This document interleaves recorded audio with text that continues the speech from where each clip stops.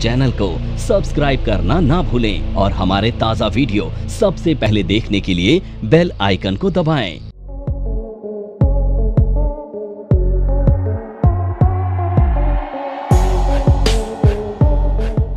हाँ जी, आज था टॉपिक में ग्रेजुटी। अगर कोई एम्प्लॉई किसी एम्प्लॉयर के यहाँ काम करता है and that is for a continuous period of 5 years, अगर वो कंटिन्यूस 5 ईयर के लिए किसी के यहाँ काम करता है तो he is eligible to claim gratuity. एक तो चीज़ ये है, वो अगर 5 साल काम कर ले तो ग्रेजुटी क्लेम कर सकता है। किसी किसी सर्कमस्टांसिस में वो 3 साल में भी ग्रेजुटी क्लेम कर सकता है। 3 साल में ग्रेजुटी कब क्लेम कर सकता है? अगर कोई ऐसी सर्कमस्टांसिस है which is beyond the control of the employee. अगर एम्प्लॉई के कंट्रोल के बियॉन्ड कोई सर्कमस्टांसिस आई हैं जिस पे एम्प्लॉई का कंट्रोल नहीं है और उसे जॉब छोड़नी पड़ रही है, जॉब से जा रहा है वो, तो वो तब भी ग्रेजुटी क्लेम कर सकता है। Beyond the control of the employ का मतलब है, मान लीजिए एम्प्लॉय किसी एक्सीडेंट की वजह से फिजिकली डिसेबल्ड हो गया, now he is not able to work, अब वो काम करने की कंडीशन में नहीं है, तो ऑब्वियसली जॉब छोड़नी पड़ेगी, तो भी वो 3 साल के केस में भी हो सकता है। और फिर employ is no more, employ की डेथ हो गई है किसी रीजन से, तो भी 3 साल के बाद भी उसके नॉमिनी, उसके फैमिली के मेंबर ग्रेजुटी क्लेम कर सकते हैं। तीसरी कंडीशन, एम्प्लॉयर ने बिजनेस ही बंद कर दिया। अगर एम्प्लॉयर ने बिजनेस बंद कर दिया तो उसमें एम्प्लॉय की गलती क्या है? That is not the situation under the control of the employ, तो एम्प्लॉय वहाँ पर भी ग्रेजुटी क्लेम कर सकता है। लेकिन जनरल रूल 5 ईयर का टेन्योर है, एटलीस्ट 5 ईयर कंप्लीट तो होना ही चाहिए, जनरल रूल 5 ईयर का है। तो वो एक्सेप्शनल केसेस थे जब 5 से कम पीरियड में भी ग्रेजुटी क्लेम की जा सकती है, एक चीज़। दूसरी, ग्रेजुटी को कैलकुलेट करने का तरीका क्या है? It is based on the last drawn basic salary. जब आप रिटायर होते हो उस टाइम पे आपकी बेसिक सैलरी क्या है, उस पर डिपेंडेंट है।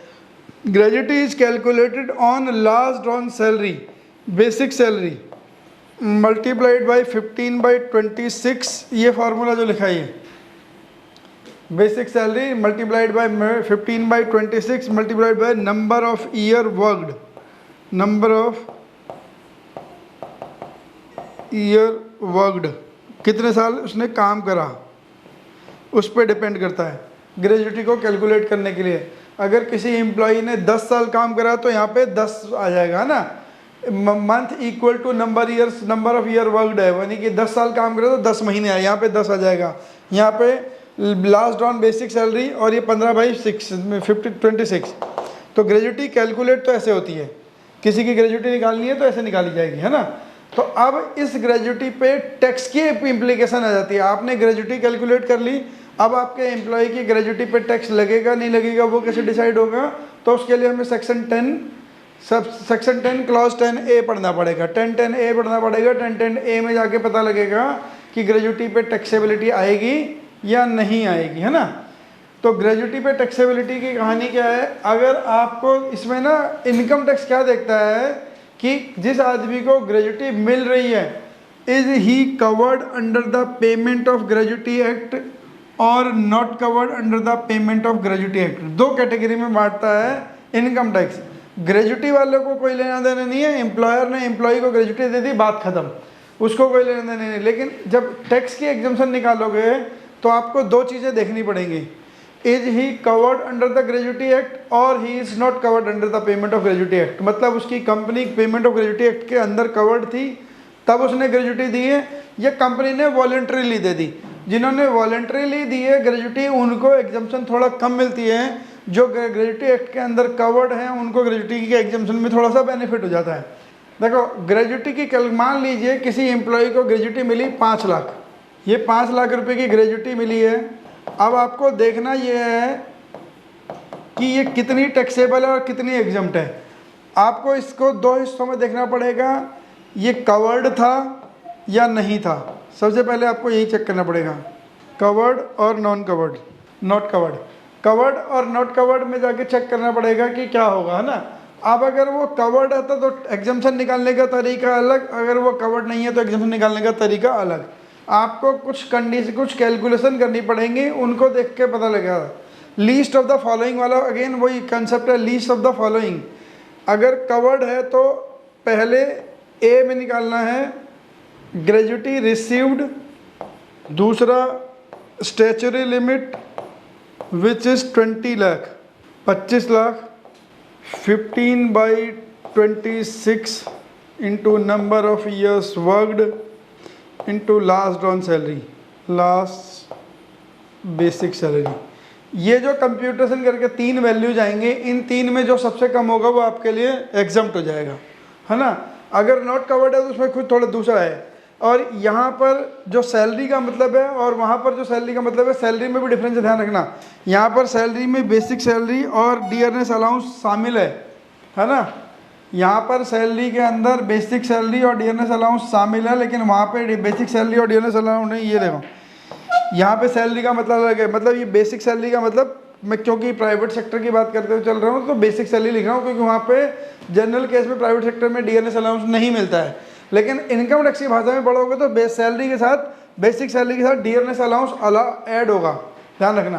तो अभी ये बेसिक सैलरी नहीं है यहाँ पे, अगर आप अपने कॉपी में लिख रहे हो तो आप सैलरी ही लिख लो, ज़्यादा अच्छा रहेगा, क्योंकि किसी गवर्नमेंट एम्प्लॉय की टैक्सेबिलिटी भी निकालने को आ सकती है आपको। तो सैलरी का मतलब क्या है, ये रहा basic salary plus dearness allowance. जब आप ITR भरोगे, गवर्नमेंट ने तो ग्रेजुटी दे दी, ITR तो आपने भरनी है, तो आपको उसकी सैलरी पे टैक्स निकालना आना चाहिए, कितना टैक्स लगेगा, कितनी एग्जाम्पशन लगेगी। तो एक्चुअल सैलरी ग्रेजुटी रिसीव्ड कितना था, 5 lakh, statutory limit already 25 lakh है। इसकी कंप्यूटेशन करने के बाद मान लीजिए आया 4,80,000, तो एग्जम्प्टेड वैल्यू कितनी, तो least of the following is exempt. Gratuity मिली 5 लाख, स्टैच्यूटरी लिमिट 25 लाख और 20 lakh, sorry statutory limit 20 lakh है, सॉरी ये 20 लाख रखना है, स्टैच्यूटरी लिमिट 25 नहीं है, स्टैच्यूटरी लिमिट 20 लाख। और ये जो 15/26 की कैलकुलेशन करके मान लीजिए आया 4,80,000, तो 4,80,000 एग्जम्प्ट और 20,000 रुपये का टैक्सेबल। 20,000 रुपये कहाँ चले जाएंगे, टैक्सेबल इनकम। ये ध्यान रखना 20,000 टैक्सेबल इनकम में जाएंगे। और जब यहाँ पे नंबर ऑफ वर्कड कवर करोगे, कैलकुलेट करोगे for the covered person, those who are covered under the payment of gratuity act, जो कवर्ड है उनके लिए जब नंबर ऑफ ईयर कैलकुलेट करोगे तो number of year shall be rounded off, यानी कि राउंडेड ऑफ का मतलब है कि नंबर ऑफ ईयर जब आपके पास 10 साल 7 महीने हुए तो 11 लिखना पड़ेगा। Number of year shall be rounded off, 10 साल 7 महीने का मतलब है यहाँ पर आप लिखोगे 11, 10 साल 8 महीने का मतलब 11, 10 साल 6 महीने और 10 साल 5 महीने उसका मतलब है 10। राउंडेड ऑफ का मतलब 10 साल 6 महीने तक 10 आएगा, 10 साल 6 महीने 2 दिन भी हो गए तो 11 साल पे चले जाओगे, है ना। तो यहाँ पे number of year rounding off होंगे। किन की बात कर रहा हूँ, दोज हू आर कवर्ड की बात कर रहा हूँ अभी मैं, है ना। नॉन कवर्ड की उस साइड निकालेंगे। तो लास्ट ऑन सैलरी अगर यहाँ पे आया था 4,80,000, तो एग्जम्प्टेड 480 हो जाएगा, 20,000 आपके लिए टैक्सेबल हो जाएगी। फार्मूला है बच्चा, ये ESI का फार्मूला इनकम टैक्स ने भी उठा लिया। हाँ नहीं कुछ नहीं है, ग्रेजुटी निकालने का फार्मूला है, सर ESI नहीं, ग्रेजुटी निकालने का फार्मूला है, तो इनकम टैक्स ने भी वही फार्मूला अडॉप्ट कर लिया। तो इनकम टैक्स का कोई और फार्मूला समझ नहीं आएगा, उसने भी वही अडॉप्ट कर लिया फार्मूला। तो 15/56 ये बेसिकली कहने का मतलब है, वो कह रहा है 1 महीने में 26 दिन वर्किंग होते हैं और हाफ मंथ सैलरी होती है 15 दिन की, है ना। 26 दिन वर्किंग होते हैं, 4 तो छुट्टियाँ होती हैं सबको, तो लेबर डिपार्टमेंट तो छुट्टियों को ध्यान रख के चलता है ना। तो वो जो कह रहा है 26 दिन के वर्किंग डेज और 15 दिन की सैलरी, तो हर साल के लिए 15 दिन की सैलरी कंसिडरेबल है ग्रेजुटी कैलकुलेट करने के लिए। जब वहाँ आओगे तो वहाँ 30 दिन का वर्किंग है, वहाँ 15 दिन की वर्किंग नहीं है, अभी वहाँ डलते हैं। तो एक तो ये जो 20 लाख रुपए की लिमिट है ना, this is for every employ for the life time. हर एम्प्लॉय को 20 लाख रुपए से ज़्यादा की ग्रेजुटी एग्जाम नहीं मिल सकती। मतलब मान लीजिए इसने एक एम्प्लॉयर के काम करा, उसे 4,80,000 की एग्जाम्शन मिल गई।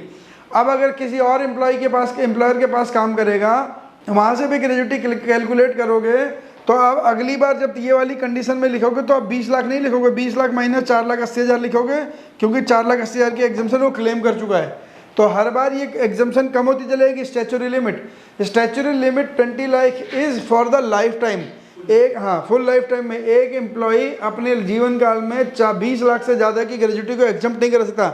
दोज हु आर कवर्ड और नॉन कवर्ड कोई फर्क नहीं पड़ता है, दोनों के लिए सेम है, बस वो गवर्नमेंट एम्प्लॉय नहीं होना चाहिए, क्योंकि गवर्नमेंट एम्प्लॉय को मिलने वाली ग्रेजुटी फुल्ली एग्जाम्प्ट है। ये बात कर रहे हैं प्राइवेट सेक्टर की हम, गवर्नमेंट एम्प्लॉय को मिलने वाली फुल ग्रेजुटी पूरी की पूरी एग्जाम्प्ट है। तो अगर कोई गवर्नमेंट एम्प्लॉय रिटायर्ड हुआ है तो उसके लिए कैलकुलेशन करनी ही नहीं है आपने। ये तो हम तब कर रहे हैं जो प्राइवेट सेक्टर में एम्प्लॉय है और दोज हु आर कवर्ड और नॉन कवर्ड की बात है। गवर्नमेंट के लिए फुल्ली एग्जम्प्ट है और नॉन गवर्नमेंट एम्प्लॉय के लिए कैलकुलेशन करना पड़ेगा, फिर कैटेगरी देखनी है कवर्ड था या नहीं था। तो अगर 4,80,000 की पहले एम्प्लॉयर से ले ली, अगली बार मिलेगी 15,20,000 रुपये यहाँ पे लेके आने पड़ेंगे, है ना। 20 लाख माइनस 15,20,000, फिर कैलकुलेशन करनी पड़ेगी, फिर जितनी निकल के आएगी अगली बार स्टैच्यूटरी लिमिट। ये स्टैच्यूटरी लिमिट श्रिंक होती चली जाएगी जितनी जितनी एग्जम्पशन आप क्लेम करते रहोगे।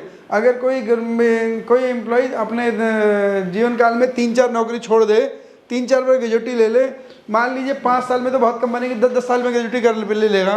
कोई 20 साल का अगर कोई बच्चा 20 साल में जॉब पे लग जाए, 10-10 साल करके 3 नौकरियां भी छोड़ देगा, ग्रेजुएटी बन जाएगी ठीक ठाक उसकी।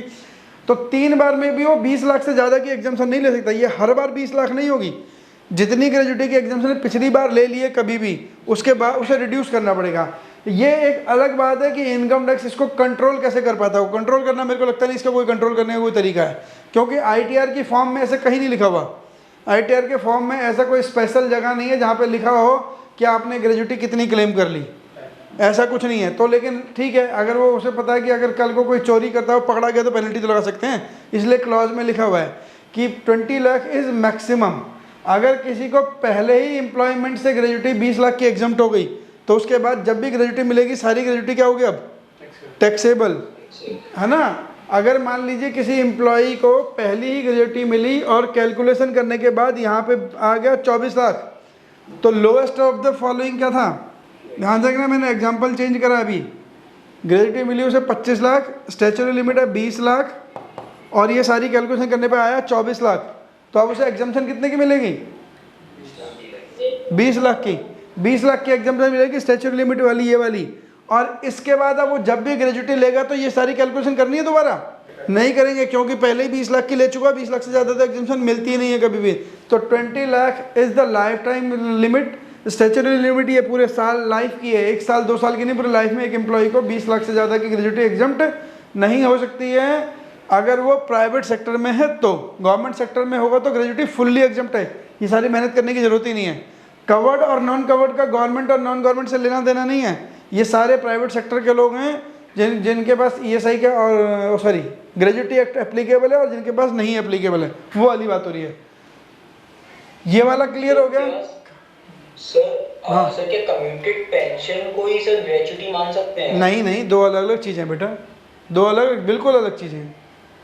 सर उसमें भी लमसम अमाउंट एक बार में सर हमें मिल जाता है? हाँ बिल्कुल मिल जाता है। आप अपनी pension of the portion of your pension you commute ना, आप अपनी एक पोर्शन पेंशन के किसी पोर्शन को कम्यूट करा लेते हो, इकट्ठा करा लेते हो, लेकिन वो ग्रेजुएटी नहीं है, अलग है, वो 2 चीज़ें अलग अलग हैं, बिल्कुल अलग हैं। दो किसी एम्प्लॉय को दोनों मिल सकते हैं, किसी एम्प्लॉय को एक भी मिल सकता है, वो बिल्कुल अलग है। ग्रेजुएटी के नाम से मिलेगी, पेंशन के नाम से मिलेगी, कम्यूटेड और अनकम्यूटेड वो अलग अलग चीज़ें। अब हम बात कर रहे हैं those who are not covered under the payment of gratuity act. देखो यहाँ पर क्या था, यहाँ पर इस फॉर्मूले में थोड़े से डिफरेंसेज हैं। यहाँ पर था लास्ट ड्रॉन सैलरी, यहाँ पर लास्ट ड्रॉन सैलरी नहीं है। यहाँ पर 15/26 था, यहाँ पे 15/30 है। यहाँ पे ये मान रहा है बिकॉज ये अनऑर्गेनाइज सेक्टर है, किसी रेगुलेशन से रेगुलेटेड नहीं है, तो हम पूरे 30 दिन का महीना मान रहे हैं, 26 दिन का महीना नहीं मान रहे हैं। यहाँ पे 15/26 था, यहाँ 15/30 है, एक चीज़। दूसरा ये वाली लिमिट दोनों सेम है, इसमें कोई चेंज नहीं है। 15 ये एक्चुअल ग्रेजुएटी रिसीव 20 लाख दोनों सेम है। एक चेंज आया सैलरी में, सैलरी के बेसिक सैलरी के साथ यहाँ पे डियरनेस था, कंपोनेंट में भी फर्क है और सैलरी में भी फर्क है, सैलरी के पीरियड में भी फर्क है। यहाँ पे कौन सी सैलरी थी, यहाँ पे जो बेसिक सैलरी लेनी थी, basic salary plus dearness allowance लेना था, कौन सा वाला लेना था, किस महीने का लेना था, जिस महीने आप रिटायर हुए हो। अगर आप दिसंबर में रिटायर हो तो दिसंबर के महीने की बेसिक सैलरी कैलकुलेट होगी, दिसंबर के महीने का डियरनेस अलाउंस कैलकुलेट होगा। लेकिन वहाँ वाले में ऐसा नहीं है, वहाँ वाले में है कि अगर आप दिसंबर में रिटायर हुए हो तो नवंबर से पीछे 10 महीने जाना पड़ेगा और उसकी एवरेज निकालनी पड़ेगी। दिसंबर की सैलरी कंसिडरेबल नहीं है। तो नॉट कवर्ड और कवर्ड में ये फ़र्क है, एक तो नंबर ऑफ डेज का फ़र्क है, 15/30 है, यहाँ 15/26 है। दूसरा फ़र्क क्या है, जो सैलरी लेनी है that is average salary, 10 month average salary from the date in which he retires prior to the month in which he retires. जिस महीने वो रिटायर हुआ उससे पिछले के 10 महीने। अगर कोई एम्प्लॉय दिसंबर में रिटायर हुआ है तो उसकी 10 महीने की एवरेज सैलरी निकाली जाएगी नवंबर से पीछे जाना पड़ेगा, 10 महीने की सैलरी उठाओ, उसको डिवाइडेड बाई 10 करो, एवरेज आ जाएगी, है ना। सैलरी के कंपोनेंट में भी फर्क है, ध्यान रखना। Basic salary, dearness allowance if farming part, यहाँ पे फार्मिंग पार्ट वाली कंडीशन नहीं है, यहाँ डियरनेस अलाउंस 100% जुड़ेगा, चाहे वो रिटायरमेंट बेनिफिट का पार्ट था या नहीं था, लेकिन यहाँ पे तब जुड़ेगा जब वो रिटायरमेंट बेनिफिट का पार्ट था। Plus percentage commission on sales made, percentage commission भी है ना। तो परसेंटेज कमीशन भी यहाँ पे और वहाँ पे कुछ फ़र्क है। सबसे बड़ा फ़र्क है कि ये वाला जो एवरेज सैलरी है वो वाली 10 मंथ की एवरेज सैलरी लेनी है। और एक फ़र्क और है इसमें, दूसरा फ़र्क क्या है कि जब आप फ्रैक्शन को वहाँ पे क्या कर रहे थे, 10 साल 7 महीने का मतलब क्या था, 11 ईयर्स, 10 नहीं 11, और 10 साल 6 महीने का मतलब क्या, अरे क्या हुआ, गणित खराब हो गया अचानक। 10 साल 6 महीने का मतलब 10 साल 6 महीने का मतलब 10, 6 महीने और इससे पीछे नहीं, इधर को जाना है। 6 महीने के बाद 10 साल 6 महीने 2 दिन कह दिया तो 11 हो जाएगा, ठीक है ना। 10 साल 6 महीने 2 दिन तो 11, 10 साल 6 महीने तक पीछे ही 10 पे जाना है, 10 साल 5 महीने 2 दिन, अब 10 साल 5 महीने 2 दिन, 10 साल 5 महीने 2 दिन, कितना रहेगा, 10 साल 9 नहीं होगा बेटा, जितना करा उतना तो रखोगे, उससे नीचे कैसे ले आओगे, 10 तो उसमें पूरे कराई है ना।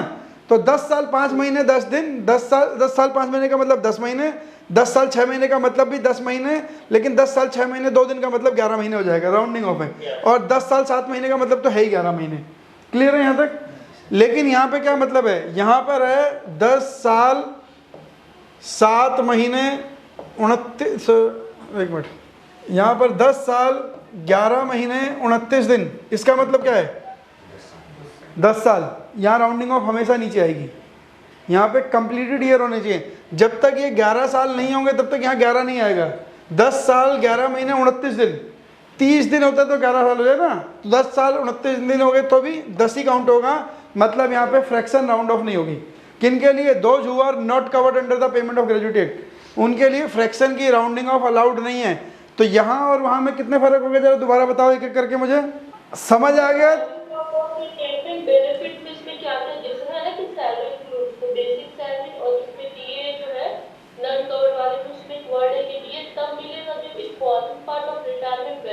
हाँ नहीं,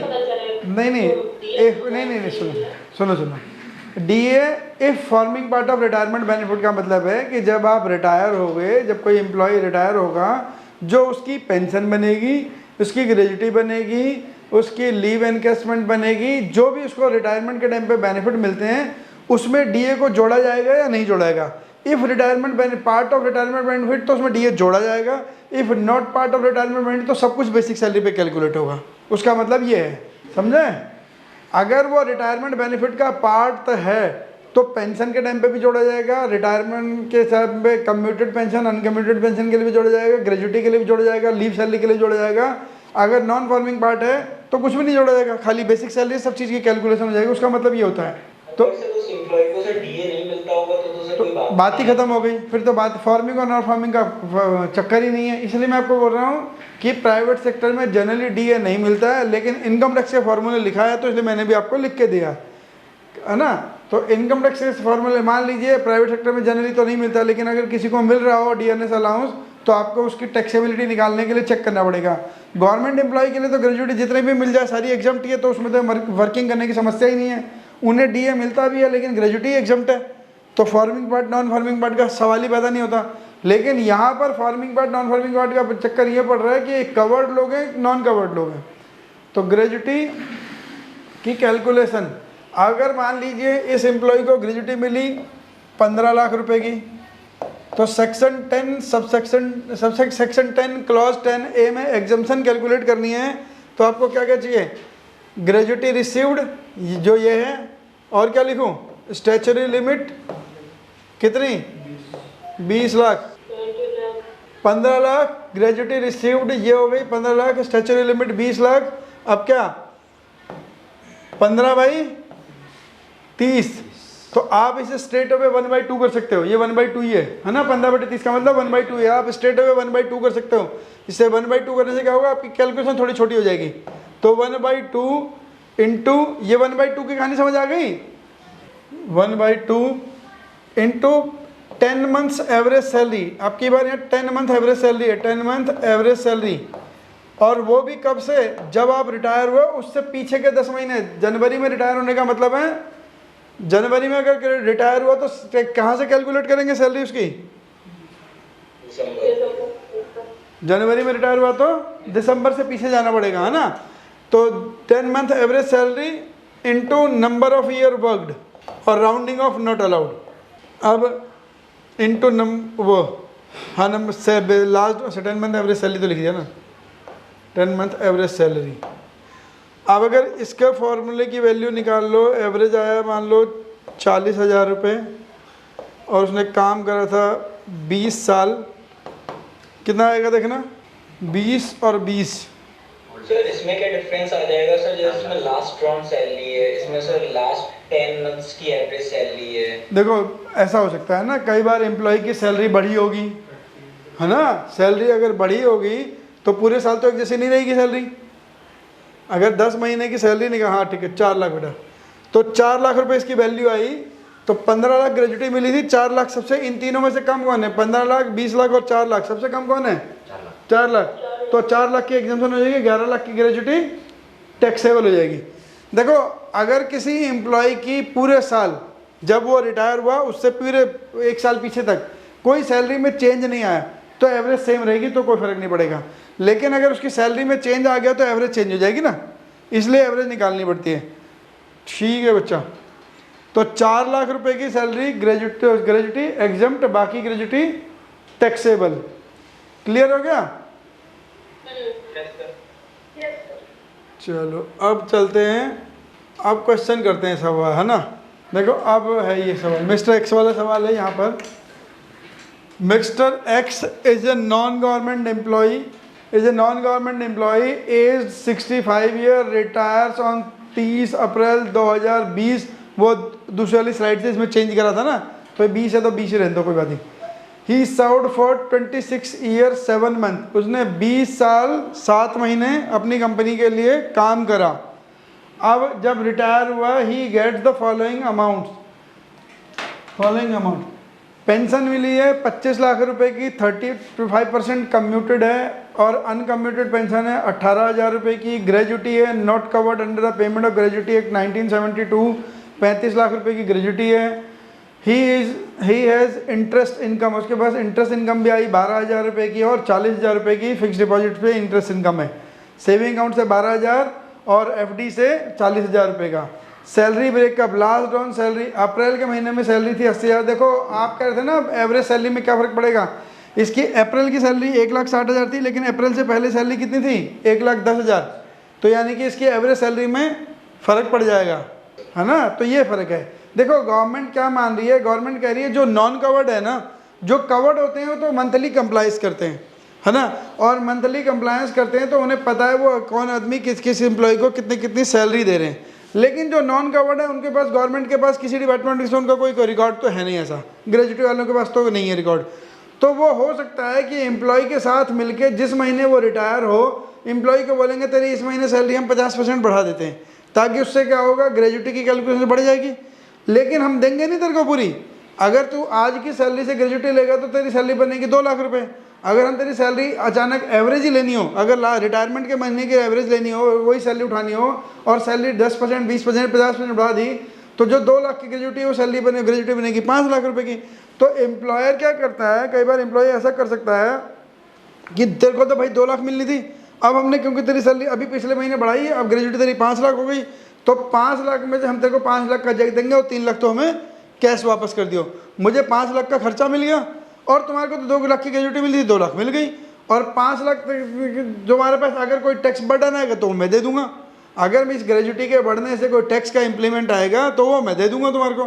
तो मेरे को तो विन एम्प्लॉयर होते हुए तो मेरे को विन विन सिचुएशन है। मेरे को 5 लाख रुपये, 2 लाख की जगह 5 लाख का खर्चा मिल रहा है। मेरे को 2 लाख की जगह 5 लाख का खर्चा मिलने का मतलब है, अगर मैं प्राइवेट लिमिटेड कंपनी में हूँ तो 25% टैक्स होता है ना। तो मुझे 3 लाख रुपये 75,000 रुपये का टैक्स का बेनिफिट हो गया। एक्चुअल में देखूंगा तो मैंने 2 लाख की ग्रेजुएटी में 75,000 रुपये का तो टैक्स ही बचा लिया। तो मेरी को एक्चुअल ग्रेजुएटी कॉस्ट कितनी हुई? 1.25 लाख रुपये की। तो ऐसा कर ना ले, एम्प्लॉयर एम्प्लॉई ऐसा नेक्सस ना बना ले। इसलिए उन्होंने बोला 10 महीने की एवरेज निकालनी पड़ेगी। बढ़ाओ, आप कितने महीने से बढ़ा रहे हो, है ना। तो आपको 10 महीने की एवरेज इसलिए दिए कि ताकि नॉन कवर्ड वालों के पास कोई रिकॉर्ड नहीं होता। तो एवरेज अगर उन्होंने बहुत पहले से प्लानिंग कर रखी तो फिर अलग बात है, एक जगह तो कहीं ना कहीं तो सरेंडर करना पड़ेगा। तो अगर किसी ने 8-10 महीने पहले से प्लानिंग कर रखी है, हर महीने उसकी सैलरी बढ़ा दी तो ठीक है, बढ़ा दी तो बढ़ा दी, फिर कोई इलाज नहीं है ना। लेकिन वो रिस्ट्रिक्शन इसीलिए है कि कोई नेक्सस ना बना ले ऐसा। तो इसकी सैलरी अप्रैल जिस महीने वो रिटायर हुआ उस महीने 1,60,000 थी। देखिए इसी वाले केस में देखो, रिटायरमेंट से जस्ट पहले उसकी सैलरी कितनी बढ़ गई? 50,000 रुपये, है ना। तो लेकिन अब इस महीने की सैलरी किसी काम नहीं आनी हमारे। तो इस महीने की सैलरी काम ही नहीं है कि हमें 10 महीने यहाँ से निकालने पड़ेंगे, जुलाई से मई वाले, मार्च वाले में यहाँ निकालने। तो ये फ़र्क है। इसलिए बेसिक सैलरी, डियरनेस अलाउंस, ये हो गया HRA। इसे ग्रेजुएटी मिली है 35 एक्चुअली ग्रेजुएटी की वर्किंग करी होगी तुमने। चलो कोई बात। अब इसकी अगर कंप्यूटेशन निकाली जाए, कंप्यूटेशन ऑफ इनकम इसके निकालते हैं एक्सेल में इधर को। अब प्रोविज़न रिट्रेट करते रहना, बीच बीच में बोलते रहना कौन कौन से प्रोविज़न हमने पढ़ लिए हैं जो हमारे अब काम आएंगे।